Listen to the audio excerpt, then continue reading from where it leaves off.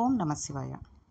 నిన్న మనం గౌతమ మహర్షి తెల్లవారుజామున శివలింగానికి అభిషేకం చేసుకోవడానికి అని చెప్పి వరుణగుండంలోంచి నీళ్లు తీసుకురమ్మని శిష్యులను పంపడం, అక్కడ మునిపత్నులు స్నానం చేస్తూ వీళ్ళని నానా మాటలు అనడం, ఆ మాటలు తీసుకొచ్చి అహల్యకు చెప్పడంతో అహల్య ఏమంది అనే విషయం దగ్గర ఆగాం. అయితే ఈ శిష్యులు చెప్పిన మాటలు విన్న అహల్య మునిపత్నులతో జగడమాడడానికి సిద్ధపడలేదు. ఆమె మహాపతివ్రత. ముందు తన భర్త సంధ్యావందనం చేసుకోవడానికి కాలం మించిపోకుండా నీళ్ళు ఇచ్చేయాలి. అది భార్య ధర్మం. అందుకని ఆవిడ వెంటనే భర్తకు నీళ్లు అందజేయాలని తానొక్కరితే వెళ్ళింది. అక్కడ ఆమె ఎవ్వరినీ పలకరించలేదు. పలకరిస్తే వాదు జరిగి, అంటే గొడవలు జరిగి, భర్తకి నీళ్లు అందించడంలో ఆలస్యం అయ్యి ధర్మలోపం జరుగుతుంది. అందుకని ఆవిడ గబగబా కడవతో నీళ్లు ముంచుకుని వెళ్ళిపోయింది. ఆవిడ ఎవ్వరినీ ఏమీ అనలేదు. ప్రసన్నమూర్తి అయి వెళ్ళిపోయింది. వెంటనే అక్కడున్న మునిపత్నులందరూ అన్నారు, ఇది ఈ రోజుల్లో ఈ లోకంలో కూడా జరుగుతున్న విషయమే. చూడండి, అహల్య మనల్ని చూసి ఏమీ మాట్లాడకుండా మనల్ని ఎంతో చులకన చేసి వెళ్ళిపోయింది. ఏదో నీళ్ల కోసం ఇక్కడికి వచ్చాం కాబట్టి మనల్ని చులకన చేసి ఆమె అలా ప్రవర్తిస్తోంది. అంతే లోకం అని దెప్పిపొడిచారు. మాట్లాడితే మాట్లాడించామంటారు, మాట్లాడకపోతే మాట్లాడించలేదంటూ ఉంటుంది. లోకం కదండి. ఈరోజు కూడా చాలామంది ఇలాంటి సన్నివేశాలు ఎదురవుతూనే ఉంటాయి చాలామందికి. అయితే ఇప్పుడు ఇందులోంచి రాగాలు పెడబొబ్బలు బయలుదేరాయి. వాళ్ళల్లో వాళ్ళకి అక్కసు బయలుదేరింది. అవతల వారిలో ఉన్న నడవడిని గౌరవించలేని వాడు ఆయన ధార్మిక జీవనాన్ని మెచ్చుకోలేడు. అంతేకాదు కదా, అక్కసు పెంచుకుంటాడు, అంటే ఈర్ష్య పెంచుకుంటాడు. అప్పుడు వాళ్ళు గబగబా వెళ్ళి వాళ్ళు ఏమన్నారు, మా భర్తలు ఏమైనా దేబరగొట్టు వాళ్ళ, మా భర్తలు ఒకళ్ళు పెడితే అంగలారుస్తూ తినేవాళ్ళు అనుకుంటున్నారా అని ఈ మాట తీసుకెళ్ళి భర్తలను అడిగారు. నిజంగా వాళ్ళు ఆ స్థితిలో ఉన్నారు, అంతే కదండి. ఏదో చుట్టరికం, దూరపు చుట్టరికం ఎక్కడదో పెట్టుకుని వచ్చేసి ఈ మహర్షి ఇంట్లో కూర్చుని తింటున్నారు వాళ్ళు. కానీ భార్యలు అలా అడిగేసరికి వాళ్ళకి కష్టం వచ్చింది. పైగా అక్కడ సామూహిక రోదన కార్యక్రమం ఒక దానిని సిద్ధం చేశారు. అందరూ కలిసి ఏడ్చారు. ఏడుస్తూ వీళ్ళు అలా మాట్లాడేసరికి వాళ్ళకి మహాకోపం వచ్చేసింది. వెంటనే వీళ్ళు గణపతి హోమం మొదలుపెట్టారు. ఎంత చిత్రమో చూడండి లోకంలో. పోనీ వీళ్ళకైనా బుద్ధి ఉండాలి కదా. చెప్పుడు మాటలు విని వెంటనే చర్య తీసుకునే వారి జీవితాలు ఇలానే ఉంటాయి అనే విషయాన్ని మనకి ఈ శివమహాపురాణంలో గౌతమ మహర్షిని అడ్డుపెట్టుకుని మనకి చెప్తున్నారు. అహల్య గౌతములను అడ్డుపెట్టుకుని. ఎంత మునులైతే ఏమిటి, ఎన్ని తపస్సులు చేస్తే ఏమిటి, ఎంత ధార్మికంగా ఉంటే ఏంటి, ఎవరికి కావాలండి. వాళ్ళు ఏం చేశారంటే వెంటనే విఘ్నేశ్వరుని ఉద్దేశించి దంతి మఖము అనే మఖము ఒకటి చేశారు. వీళ్ళు చేసినటువంటి మఖమునకు తృప్తి పొందిన గణపతి యజ్ఞగుండంలోంచి ఆవిర్భవించాడు. దేని కొరకు మీరు ఇంత కష్టపడి ఇంత గొప్ప మఖం చేశారు, నేను మీకు ఏం చేసి పెట్టాలి అని అడిగాడు. అప్పుడు వాళ్ళు ఏమీ లేదు, గౌతముడు పొగరెక్కి ఉన్నాడు కాబట్టి ఈ ఆశ్రమంలోంచి గౌతముడు తరవబడేటట్టుగా నువ్వు ఏదో ఒక పథకం వేసి మమ్మల్ని రక్షించాలి అన్నాడు. అప్పుడు విఘ్నేశ్వరుడు అన్నాడు, ఇది అసలు మీరు అడగవలసిన మాట కాదు. ఒకనాడు మీకు తాగడానికి నీళ్లు లేక, తినడానికి అన్నం లేక మీ భార్యలతో, మీ బిడ్డలతో, మీ శిష్యులతో ఇక్కడికి వస్తే మీరు అంత కష్టపడుతున్నారని ఆ భార్యాభర్తలు ఇద్దరూ కలిసి పండించి, వండి, మీకు వడ్డించి అన్నం పెడుతుంటే ఆ గుండంలో నీళ్లు ఆయన పేరు మీద తడి ఆరకుండా పుడుతూ ఉంటే ఆయనను ఈ ఆశ్రమం నుండి తరిమి క్షామంలోకి తోసి మీరు సుఖాలను అనుభవిద్దామని అనుకుంటున్నారా? ఇది ఎంత కృతజ్ఞత! దానికి నా కోసం మఖం చేశారా? నేను అటువంటి పని మీకు చేసి పెట్టాలా? ఇలాంటి కోరిక ఎలా అడిగారు? ఇలాంటి కోరిక మీరు కోరకోకూడదు. అపకారికి అపకారమే చెయ్యకూడదు. అటువంటప్పుడు ఉపకారికి అపకారం చేస్తారా? అలా చేస్తే మీరు లోకంలో నశించిపోతారు. తప్పు, ఇలా చేయకూడదు. ఇది కృతజ్ఞత అని మీలో ఒక్కడికైనా ఆలోచన రాలేదా? లోకంలో మంచివాడు ఎప్పటికీ చెడ్డవాడు కాలేదు. అవతలివాడు తనని ఇబ్బంది పెడుతున్నా ఓర్మి వహించి ఉంటాడు తప్పితే అవతల వారిని బాధ పెట్టేద్దాము, అలాంటి పనిని చేద్దాము అని తాను ఎప్పుడూ చేయడు. చెడ్డవాడు యువతలాయన ఎంత మంచివాడైనా ఆయనలోని మంచి గుణాలను చూసి ఆయనను బాధ పెట్టకూడదు అని మాత్రం అనుకోడు. లోకంలో మనుష్యుల స్వభావం ఇలానే ఉంటుంది. చెడ్డవాడు అవతలవానిలో ఎంత మంచి ఉన్నా చూడలేడు, మంచివాడు అవతలివాడు ఎంత చెడ్డవాడైనా వాడు పాడవ్వాలని కోరుకోడు. చూడండి, కుక్క ఆవు అవ్వలేదు, ఆవు కుక్క అవ్వలేదు అంటూ ఉంటారు. ఇది బ్రహ్మశాస్త్రం అన్నాడు. సనాతన ధర్మనిష్టను ఎలా తీసుకొస్తున్నారో చూడండి. భగవంతుని నమ్మిన వాడికి ఓర్మితో ప్రవర్తించిన వాడు చెడిపోడు ఎప్పటికీ కూడా. మనకి ఇలాంటి కథలు ధైర్యాన్ని చెప్తూ ఉంటాయి. అందుకనే ఈ రోజుల్లో కూడా చూడండి ధర్మంగా ఉండేవాళ్ళు ఉన్నారు, లేరని కాదు. అందరూ అధర్మంగా ఉంటున్నారు, అందరూ అబద్ధాలు ఆడుతున్నారు అని కాదు. ఉన్నారు సగం అలాంటి వాళ్ళు, సగం ఇలాంటి వాళ్ళు ఉన్నారు. కానీ ఒకడు మంచి జరిగితే ఒకడికి పిల్ల పెళ్ళి కుదిరిందే అనుకోండి, ఎలాంటి వాడో ఏంటో, ముందే ఇష్టపడి చేసుకున్నారేమో, ఆ పిల్లాడికి ఏదో మందు పెట్టేశారు అందుకే చేసుకుంటున్నాడు, ఇలాంటి మాటలు మాట్లాడే వాళ్ళు చాలామంది ఉంటూ ఉంటారు. అయ్యో చక్కగా పోన్లేండి మంచి సంబంధం కుదిరింది, పిల్ల ఓ ఇంటిదవుతుంది, మీకు ఓ బాధ్యత తీరుతుంది అని చెప్పేవాళ్ళు వాళ్ళు సగం మంది ఉంటున్నారు. అలాంటి లోకం అప్పుడే ఉంది అని చెప్పి మనకి అప్పటి నుంచి కూడా మనుషులు అలాగే ప్రవర్తిస్తున్నారు. ఎంత జ్ఞానం ఉంటే మాత్రం ఏంటి లాభం? కాబట్టి ఇలాంటి మనం భగవంతుడిని నమ్మిన వాళ్ళు, సనాతన ధర్మ నిష్టను చేసేవాళ్ళు ఎలాంటి వాళ్ళు ఉన్నారు అన్నటువంటి కథలు చదువుతుంటే మనకి ధైర్యం వస్తూ ఉంటుంది. ఆ రోజుల్లో ఇలా చేశారు కాబట్టి మనం కూడా ఇలా చెయ్యొచ్చు అనేది ఉంటుంది. ఎవడో ఏదో మనకు చిన్న అపకారం చేశాడని మనం అస్తమానం అదే చూసి బెంగ పెట్టుకునే అవసరం ఉండదు. అంతే కదండి! ఏదైనా ఒకళ్ళు చిన్న మాట అన్నారనుకోండి, వాడు అలా అన్నాడు, అలా అన్నాడు, అలా అన్నాడని కుంగిపోయి వచ్చిన వాళ్ళందరికీ చెప్పుకుని ఎందుకొచ్చింది? అయిపోయింది. అన్నది ఒకడెవరైనా మనల్ని ఏదైనా మంచిగా ఉండి మనం ధర్మనిష్టతతో ఉన్నప్పుడు మనం మంచి పని చేసినా కూడా దానిని వంకర బుద్ధితో చూసి వంకరగా మాట్లాడాడు అనుకోండి, దానికి భగవంతుడే సమాధానం చెప్తాడు. మనం ఒక చిన్న నవ్వు నవ్వి మన ఇష్టదైవాన్ని మనసులో స్మరించుకుంటే చాలు. సాయినాథాను, లక్ష్మీనారాయణను, పార్వతీ పరమేశ్వరాయనము, ఓం నమ శివాయను, ఏదో ఒకటి మనం మనసులో అనుకున్నామని అనుకోండి, ఆయనకే తగిలినట్టు అవుతుంది. కాబట్టి ఆయనే శిక్షిస్తాడు లేదా శిక్షణ ఇస్తాడు. అంటే వాళ్ళకి ఇలా ఎందుకు చేశావు, ఈ రకంగా చెయ్యకూడదు అనేటటువంటి విషయాన్ని తెలియజేసేటట్టుగా భగవంతుడు చేస్తాడు. కాబట్టి మనం అస్తమాను జరిగిందే తలుచుకుని ఎప్పుడూ కూడా బెంగ పెట్టుకోకూడదు. సరే, ఇంత జరిగిన తర్వాత వాళ్ళన్నారు, వినాయకుడు ఈ రకంగా చెప్పిన తర్వాత గణపతి హోమంలో ఆయన ఆ రకంగా చెప్పిన తర్వాత అన్నాడు, వీళ్ళందరూ అన్నారు, నీ దగ్గర నీతులు వినడానికి మేము ఈ మఖం చేయలేదు. మా కోరిక ఒక్కటే, గౌతముడు ఈ ఆశ్రమం నుండి తరమబడాలి. అటువంటి కారణం నీవు సృష్టించాలి. నీవు అటువంటిది సృష్టిస్తే నీవు మేము చేసిన మఖానికి ఫలితం ఇచ్చినట్టు అవుతుంది. కానినాడు నీవు కృతజ్ఞుడు అయిపోయినట్టు మేము భావిస్తాం అన్నారు. అంటే ఎదురు భగవంతుడికే అలా చెప్పారనమాట. ఎందుకు? మేము ఇంత పూజ చేసాం, నువ్వు కనబడ్డావు, కానీ మేము కోరిన కోరిక తీర్చలేదు, కాబట్టి నువ్వు కృతజ్ఞుడవు అనేస్తాం అన్నాడు. అప్పుడు విఘ్నేశ్వరుడు, మీరు చేసిన మఖమునకు నేను ప్రీతి చెందాను, నేను తప్పకుండా మీ కోరిక తీరుస్తాను, కానీ చేసిన కృతజ్ఞ కార్యం వల్ల మీరు పాడైపోతారు. తన ఉపాసన యందు భంగం లేకుండా నడిచి వెళ్ళిపోయినటువంటి గౌతముడు సర్వోత్కృష్టమైన కీర్తిని పొందుతాడు. దీనిని మీ మనస్సులో పెట్టుకోండి. మీ కోరిక తీర్చడంలో నాకు అభ్యంతరం లేదు అన్నాడు. ఆఖరికి భగవంతుడు కూడా లొంగిపోవలసినటువంటి మాటలు మాట్లాడాడు. ఒక వృద్ధగోవు ఆయన కష్టపడి వేసిన ఆ పళ్ళు ఆకుకూరలు ఉన్న చోటుకి వచ్చి తినేస్తోంది. గణపతి ఆ వృద్ధగోవు రూపంలో వచ్చాడు. ఆయన ఆశ్రమంలో బోల్డు పూలు, పళ్ళు, కాయలు అన్నీ పండించాడని ఇందాక తెలుసుకున్నాం కదండి. రకరకాల మొక్కలు అన్నీ వేశారని. అక్కడికి ఒక వృద్ధగోవు వచ్చి ఈ పళ్ళు, ఆకుకూరలు అన్నీ వచ్చి తినేస్తోంది. ఆ వృద్ధగోవు ఎవరు? గణపతి. గణపతే ఆ వృద్ధగోవు రూపంలో వచ్చాడు. మునుల కోరికను తీర్చడానికి గాను గౌతముడిని ఆ ఆశ్రమం నుండి తరమపడేటట్లు చెయ్యాలి. ఈశ్వరుడు కూడా ఏ రకంగా కోరినా లొంగుతాడు. అందులో గురువులలో నిషిద్ధ గురువు అని ఒకడు ఉంటాడు. వామాచారం నేర్పేవాళ్ళు, తప్పుడు విధానంలో ఈశ్వరార్చన చేసేవాళ్ళు కూడా గురువులే, కానీ ఆ గురువులను ఆశ్రయించవద్దని శాస్త్రం చెప్పింది. సూచక గురువు, వాచక గురువు, బోధక గురువు, పరమ గురువు, నిషిద్ధ గురువు అని గురువులు 5 రకాలు. అయితే ఇక్కడ ఏమైందంటే, ఈ వృద్ధ ఆవు మేస్తూ ఉంటే ఆవును గట్టిగా కర్రతో కొట్టినా, చేత్తో కొట్టినా గోమోదక దోషం వస్తుందని మహానుభావుడు గౌతముడు ఒక ఎండిపోయిన సన్నటి గట్టి పరక తీసి ఆవు మీద పడేసి హే హే అన్నాడు. ఇది ఇక్కడ మనం తెలుసుకోవాల్సిన విషయం. ముఖ్యంగా ఆవులు ఈ మధ్య ఇళ్ళ దగ్గరికే రావట్లేదు, చాలా తక్కువ.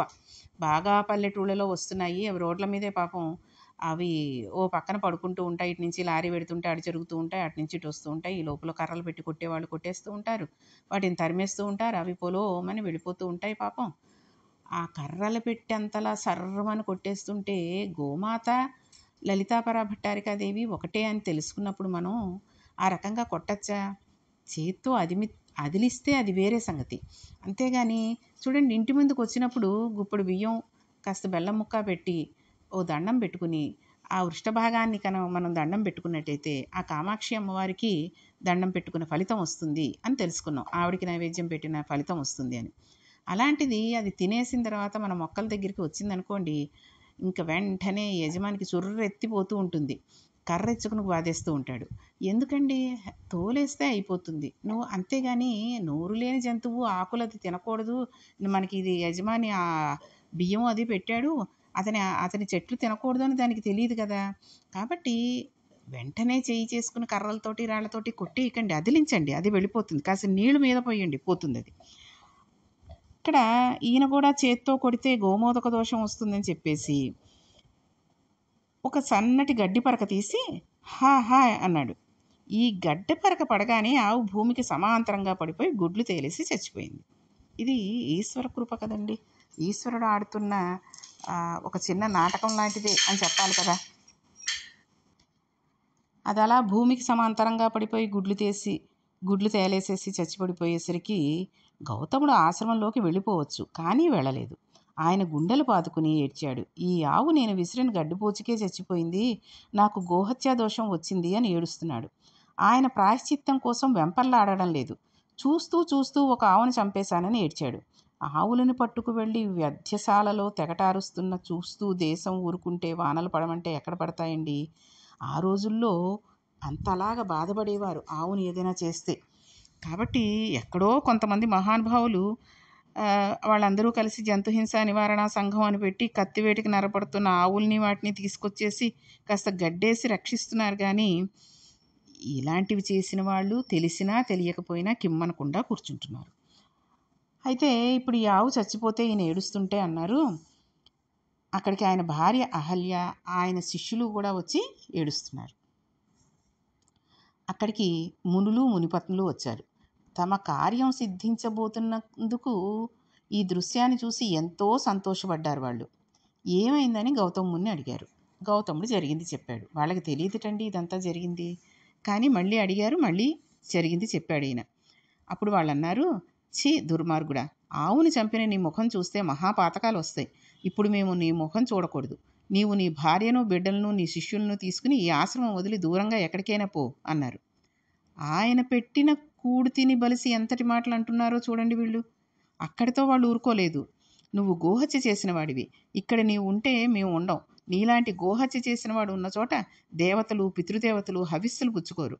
అగ్నికార్యం పనికిరాదు, మాకు పాపం వస్తుంది. కాబట్టి అగ్ని పితృదేవతలు హవ్యకవ్యములను పుచ్చుకోరు. వెంటనే నీ కుటుంబాన్ని తీసుకుని ఎక్కడికైనా పో అన్నారు. అంతేకాకుండా, ఓ గౌతమ, నీవు వెళ్ళిపోదామనుకుంటున్నావేమో. వెళ్ళిపోవడం కాదు, ఈ వేళ నుండి నీవు అగ్నికార్యం చేయకూడదు, దేవతలను ఆరాధించకూడదు, పితృదేవతలకు ఏ విధమైన పూజలు చేయకూడదు. గోహత్య చేసిన నీలాంటి దుర్మార్గుడు పూజ చేస్తే భగవంతుడు నొచ్చుకుంటాడు. నీవు చేసే పాప పనుల వలన భూమికి భారం ఎక్కువైపోతుంది. ఒక పాపం మీద ఇంకొక పాపం చేద్దామని అనుకుంటున్నావేమో. అదేమీ కుదరదు. నువ్వు దూరంగా ఎక్కడికైనా పో అంతే అన్నారు. అవతల మనిషిని బాధ పెట్టడంలో కొంతమంది దాన్ని ఏమిటంటారంటే పీజీ మాస్టర్ ఏదో అంటారు చూడండి, పీజీ కూడా పుచ్చేసుకున్న తర్వాత ఉంటుంది, అటువంటిది ఏదో పుచ్చుకుంటారనమాట. అంత బాధ పెట్టేస్తూ ఉంటారు. ఈ గౌతమని ప్రాణం ఈశ్వరార్చన, అంతే కదండి. ఆయనకి ఈశ్వరార్చన తప్పితే ఇంకోటి తెలీదు. ఆయన భగవంతుని అర్చించకుండా, భగవంతుని అభిషేకించకుండా, అగ్నికార్యం చెయ్యకుండా, సంధ్యావందనం చేసుకోకుండా ఉండలేడు. అటువంటి వాడిని ఏమీ చెయ్యొద్దని చెప్పారు. మరో రకంగా చెప్పాలంటే వాళ్ళు ఆయనను మాటలతో చంపేశారు. ఇంత బాధ పెట్టే మాటలు మాట్లాడితే ఆయన లేచి నిలబడి అన్నాడు, అయ్యా, నేను తప్పకుండా వెళ్ళిపోతాను, నేను ఇక్కడ ఉండను, వెళ్ళిపోతున్నాను అని ఆ మహానుభావుడు అక్కడి నుంచి వెళ్ళిపోయాడు.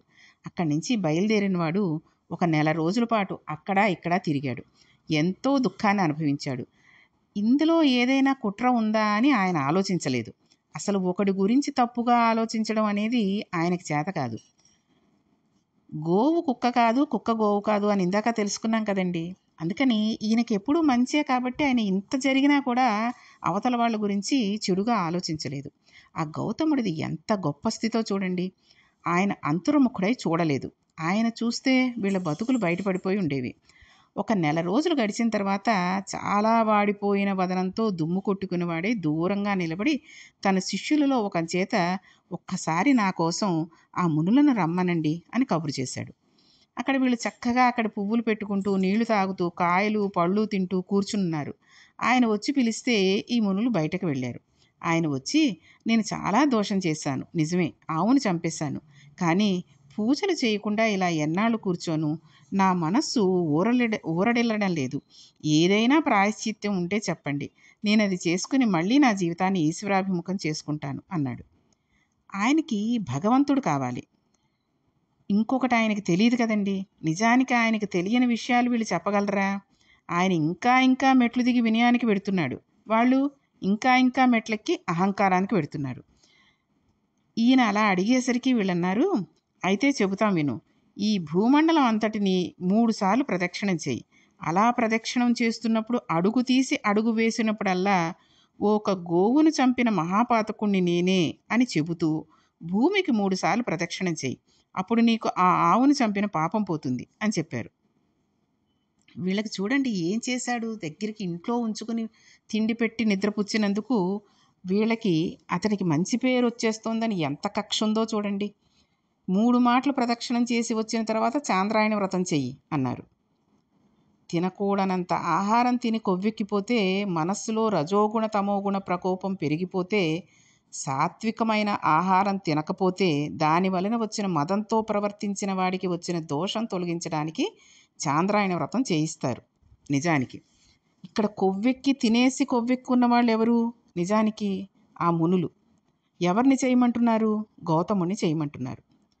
శుక్లపక్షంలో ఒక్కొక్క తిథి పెరుగుతుంటే ఒక్కొక్క కవళం ఒక్కొక్క ముద్ద పెంచుకుంటూ ఉంటారు. కృష్ణపక్షంలో ఒక్కొక్క తిథి తగ్గిపోతూ ఉంటే ఒక్కొక్క కవళం అంటే ముద్ద తగ్గించేసుకుంటూ ఉంటారు. అసలు శుక్లపక్షం కృష్ణపక్షం అంటే తెలియని వాళ్ళు ఎవరైనా ఉన్నారంటే, అమావాస్య తర్వాత నుంచి పౌర్ణమి వరకు వచ్చేది శుక్లపక్షం అవుతుంది. పౌర్ణమి నుంచి మళ్ళీ అమావాస్య దాకా వచ్చేది కృష్ణపక్షం. పాడ్యమి, విధియ, తదియ అనేవి తిథులు.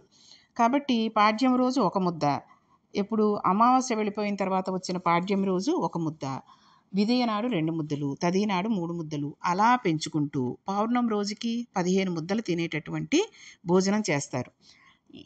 పౌర్ణమి తర్వాత నుంచి మళ్ళీ తగ్గించుకుంటూ పాడ్యం వస్తుంది కదండి, అప్పటి నుంచి 14, 13, 12 అలాగనే అమావాస్యకి మళ్ళీ ఒక ముద్ద తినేటట్టుగా చేస్తూ ఉంటారు.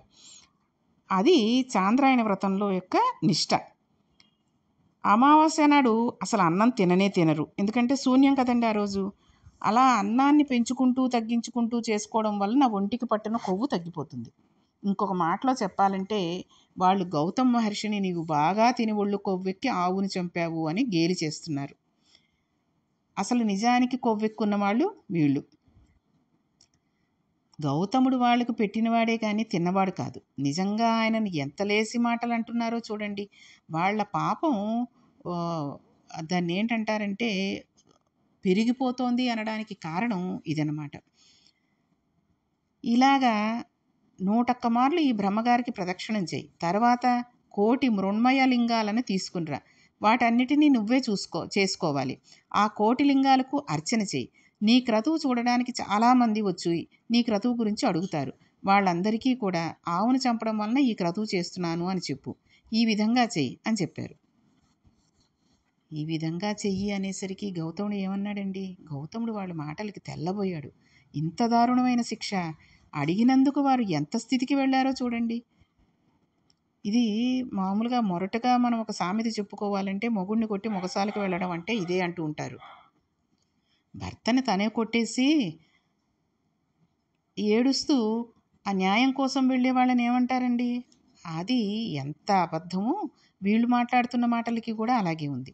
వాళ్ళు ఇంకొక మాట అన్నారు. ఒకవేళ నువ్వు అలా చేయకపోయినట్లయితే ఇంకొక పద్ధతి చెప్తాం, అలాగ చెయ్యి అని చెప్పాడు. ఇంతటి మహర్షిని పట్టుకుని ఇవాళ వాళ్ళు ప్రబోధం చేస్తున్నారు అంటే వాళ్ళు ఎంత అసహ్యంగా మాట్లాడుతున్నారు అన్నది మనకు తెలిసిపోతుంది. కాబట్టి వాళ్ళు గౌతమ మహర్షికి చెప్పినటువంటి ఇంకొక పద్ధతి ఏమిటి, దానికి గౌతమ మహర్షి ఏం చేశాడు అనే విషయాన్ని రేపటి పారాయణం తెలుసుకుందాం. ఓం నమః పార్వతీపతియే హర హర మహాదేవ శంభో శంకర.